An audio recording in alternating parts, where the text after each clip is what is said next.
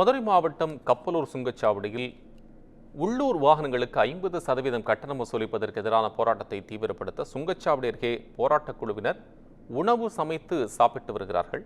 இதுகுறித்த கூடுதல் தகவல்களுடன் நமது செய்தியாளர் அருள் நேர்லையில் இணைந்திருக்கிறார். அருள், இப்போ அங்க இருக்கக்கூடிய போராட்டக்காரர்கள் சமைச்சு சாப்பிட்டு அந்த காட்சிகளும் பார்க்க முடியுது. என்ன விவரம்?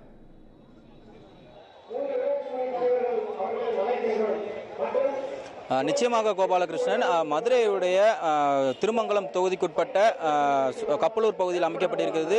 மதுரை வழியாக திண்டுக்கல் கன்னியாகுமரி செல்லக்கூடிய தேசிய நெடுஞ்சாலை.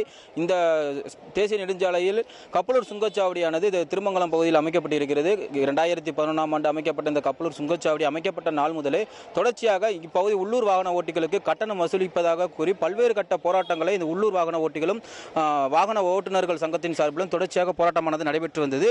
இந்த நிலையில் உள்ளூர் வாகன ஓட்டிகளுக்கு இன்று முதல் 50% வாகன கட்டணமானது நிர்ணயிக்கப்பட்ட நிலையில் இதுக்கு எதிர்ப்பு தெரிவித்து சுங்கச்சாவடி நிர்வாகத்தை கண்டித்து இந்த உள்ளூர் வாகன ஓட்டிகள், திருமங்கலத்தை சுற்றியிருக்கக்கூடிய உள்ளூர் வாகன ஓட்டிகள் மற்றும் வாகன ஓட்டுநர்கள் சங்கத்தின் சார்பில் இன்று போராட்டமானது அறிவிக்கப்பட்டது. இந்த ஆர்ப்பாட்டமானது முற்றுகை ஆர்ப்பாட்டமாக மாறப்பட்டு இன்று காலை 9 மணி முதல் இந்த ஆர்ப்பாட்டமானது நடைபெற்று வந்தது.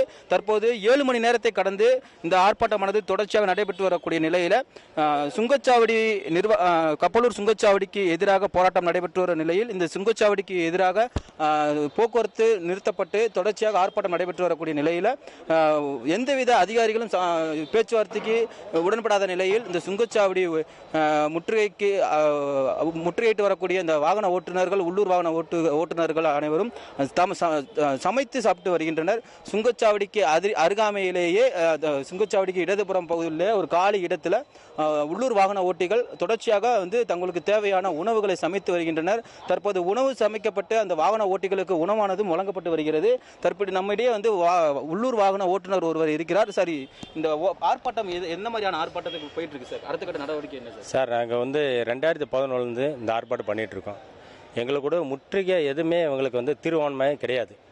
இப்போ நாங்கள் போய் ஒரு கலெக்டர் ஆஃபீஸ்லையோ வேறு எங்கிட்ட நாங்கள் மனு கொடுத்தாலும் அதோட வாய்ப்பே இல்லை. இப்போ தொடர்ந்து நாங்கள் பிரச்சனை தான் பண்ணியிருக்கோம். எங்களோட வாகன ஓட்டிகள் சப்போஸ் 2 கிலோமீட்டர் திருமலத்துலேருந்து இங்கே டோல்கேட் வரது 2 கிலோமீட்டர். இந்த 2 கிலோமீட்டர் இடையில நாங்கள் இங்கேருந்து வந்தாலும் வச்சுக்கோங்களேன், இன்றைக்கி 50 ரூபா டோல்கேட்டு சொல்கிறாங்க. இதுக்கு முன்னாடி 90 ரூபா. இன்றைக்கி ஃப்ரீ பாஸ் கொடுக்குறோம், 50 ரூபா எடுத்துக்கான்னு சொல்கிறாங்க. இதுக்கு முன்னாடி 90 ரூபா. பழையபடி வந்தாலும் வச்சுக்கோங்க 35 ரூபா. ஏன்னா இதை எங்களால் கட்டி நாங்கள் போக முடியாது. பொதுமக்களுக்கு எங்கள் வாடகை 300 ரூபா. இந்த 300 ரூபாய்க்கு நாங்கள் ஈவன் பண்ணி நாங்கள் ஓட்ட முடியாது. இங்கே போயிட்டு வந்தவே 150 ரூபா டீசல் அடிச்சிடும். ஏன்னா எங்களோட பொருளாதாரம், எங்களோட பிள்ளை குட்டியெல்லாம் நாங்கள் பார்க்குறதுக்கு நாங்கள் சுங்கச்சாவடி வச்சு நாங்கள் கிராஸ் பண்ணி போயிட்டு வந்தவே எங்கள் வாழ்வாதாரம் ரொம்ப பாதிச்சிட்டு இருக்கு. இதுக்காக இன்னைக்கு முற்றுகை போராட்டம் பண்ணோம். இந்த முற்றுகை போராட்டத்துக்காக எதுவுமே எங்களுக்கு இன்னும் மட்டும் எங்களுக்கு விடிவுகாலம் எதுவும் இப்போ பிறக்கலை. இந்த விடிவுகாலம் பிறக்காதனால இப்போ நாங்கள் சாப்பாடாக்கி இங்கே சாப்பிட்ருக்கோம். இன்னுமே விடிவுகாலம் பிறக்கலைன்னா எத்தனை நாள் இந்த உண்ணாவிரத போராட்டமோ அத்தனை நாள் தொடருவோம். இல்லை ஃபஸ்ட்டு இல்லை அவங்களால செய்ய முடியலன்னா நாங்கள் சாப்பிட்டு இங்கே தங்கியிருப்போம். எத்தனை நாள் இருந்தாலும் தங்கியிருப்போம். காலிலேருந்து எதுவுமே எங்களை ஒரு கமிஷனரோ யாரும் எங்கிட்ட பேச கிடையாது. ஒரு இதை பேச கிடையாது. ஏன்னா பேசுறதுக்கூட வாய்ப்பு இருந்திருந்தால் இந்த வாய்ப்பை நாங்கள் முடிச்சுட்டு போயிடுவோம். இதுக்கு முன்னாடி நாங்கள் ஒரு 10 டைம் போராடி இருப்போம். ஒரு அரை மணி நேரம் பேசுவாங்க. அவங்களுக்குள்ள வார்த்தை என்னன்னா அது முடிச்சுட்டு வெளியே போயிடுவாங்க. இன்றைக்கு முன்னாடி நாங்கள் இன்றைக்கி கிட்டத்தட்ட 9 நிமிடம் ஆடிச்ச போராட்டம் இன்னுமே எங்களுக்கு முற்றுமே விடி வரல.